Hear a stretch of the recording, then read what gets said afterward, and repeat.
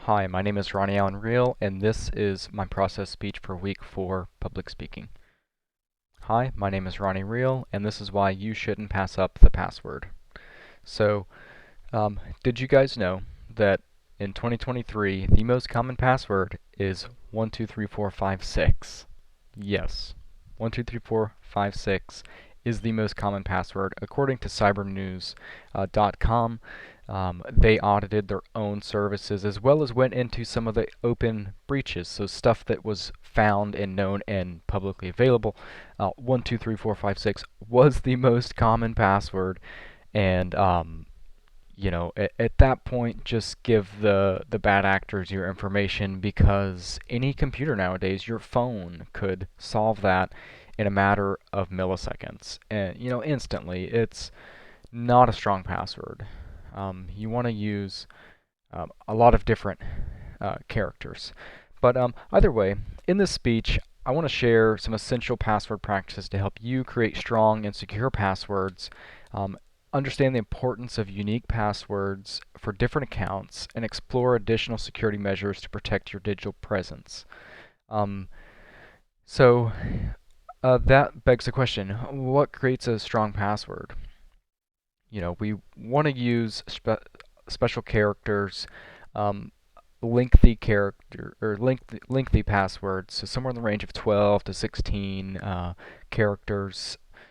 You don't have to remember them in today's age because a lot of our services have built-in password managers such as your browser, and there's some third-party options there as well. We'll get into that here soon, but what a strong password looks like would be something like this. So let me open up a terminal here.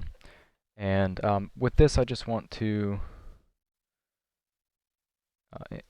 show what. So this is a password that I came up with just on the spot. And this is pretentious tortoise, of course, but I've spun it in a way that adds some special characters, some alphanumeric characters, upper and lower case letters, and that would be considered a strong password. It would be hard for a computer to guess it. It's not in the dictionary. It's not a valid word. So that would be a strong way to protect an account. Um, but further along here, avoid using publicly available information. You want to use randomized information, a random phrase, pretentious tortoise, green Spider-Man, flailing monkey, something weird. I mean, I tend to choose the animals, but it could be anything. Um, but you want to avoid like using information about yourself, significant others, pets, children, hobbies, possessions, because that stuff is easily found out or someone already knows. Hackers don't always have to be financially motivated. They could very well just be trying to hurt your reputation or gather some blackmail on you. It doesn't have to be about money. And so it can very well be someone that you know that's close to you that knows some of these things. So you want to use random information, random phrases, and don't let it be easy to guess. So, um, and this goes into using unique passwords. You don't want to use the same password for all of your accounts. While it may be easy to remember, it is easy to guess. So easy to remember, easy to guess.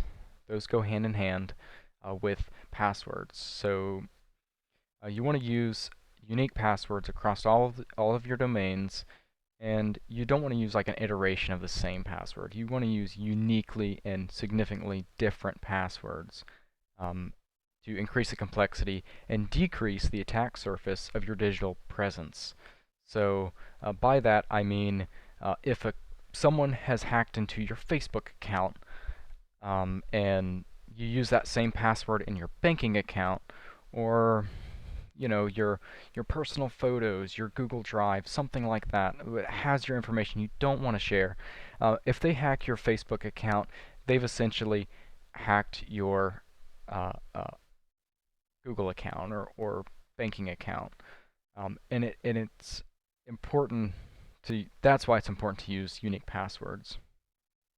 So, hackers know this, and they wanna once one password is found, they'll go across multiple domains and try this password and username or email across everything and just see what happens, because that increases the value of that password, given that you use the same one.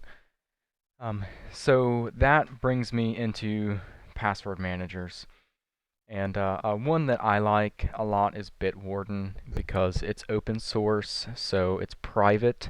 It can be self-hosted, so I own my information, not Google, not Facebook, whoever, Twitter. It's my information that I host myself.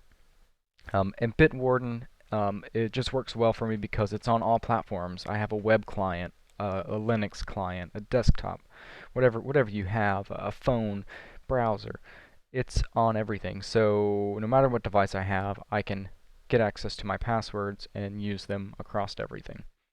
So Bitwarden is really handy because it allows you to create passwords very quickly. So this is the web UI here, and I can generate um, passwords just by clicking this. You can see here, this is a unique password.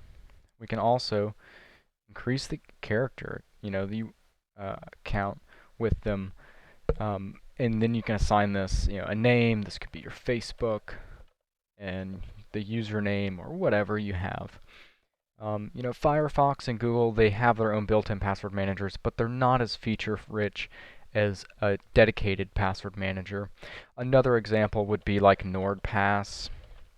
I believe this is a free to use, but or no, sorry. Here it is at a cost, a monthly cost. But again, you have access to it across all domains, and you have the uh, security behind an entire company. So it's not just yours. I value my privacy, so I self-host and I use what I can locally. So um, Bitwarden also, for you nerds out there, have a command line interface that I can generate passwords with. As simple as this, Bitwarden generate, there's my password, and I can copy that over to whatever profile I'm creating, or whatever I need it for. And there's a lot of other useful things I can use with this. I haven't used all of them, but I can open up a vault of passwords. I can save it. I can encrypt passwords. There's a lot of useful things in this, but for generating passwords, it's quick, it's easy, it's on the command line. So for you nerds out there, you may like that. So another good thing about the password managers is that, like Bitwarden, for example, requires multi-factor authentication. You have to pass multiple "Are you not a robot?" test via images. Some will give you a one-time passcode to your phone or email, and you have to use all these in conjunction at the same time to log in, which is important for security. You're not just hiding behind one big complex password. Um, so the attack surface is still broad, but not so broad that it's unfeasible to use. So another idea for multi-factor authentication, for example, like my phone, most phones have the Touch ID, which you can use with your thumbprint to log in, and those are super secure biometric authentication, like a fingerprint. In some cyber shows, I'm sure there's eye scans and face scans and stuff like that, but it's very hard to replicate a fingerprint. So yeah, multi-factor authentication isn't just one-time passcodes. It's just another factor to your authentication method. And then finally, regularly update your passwords. It's very important that um, you change these because as time goes on, hackers have more and more time to crack certain things. So, that's the bread and butter of using and creating secure passwords and some of the good password practices. And finally here, I want to go and I want to show you just how easy it is for a hacker to crack a password. So I'm going to go over into a virtual machine here that I have running. This is Kali Linux, which is a penetration testing distribution of Linux, which anyone can use freely to get into your information. So let me zoom in here so that way we can see. All right. So I'm going to use what's called Hydra. Hydra is a password dictionary tool, a password cracking dictionary tool that basically it attempts to authenticate via dictionary. So a list of passwords or known passwords it's going to use on a certain domain. And what I've got running on my computer here, or on my desktop, my physical desktop, not my computer desktop, is a server. This is my self-hosted server, and I've created a user named Paul. So Paul, he likes dogs. I'll just say that. um, and what we've got over back into our Kali machine, well, I guess I should say a server is just another computer. This could be a website, a coworker's computer, boss, significant other. So it's another computer.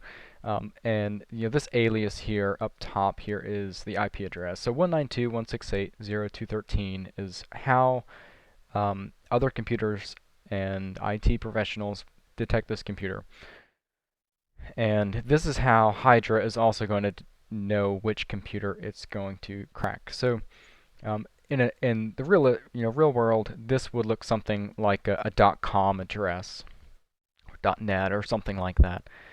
So let's go back over to our Kali Linux virtual machine that's running inside my computer, and we're going to try Hydra-L. So we're going to do a list attack on user Paul at with this dictionary .text with a protocol of secure shell at the address 192.168.0.213.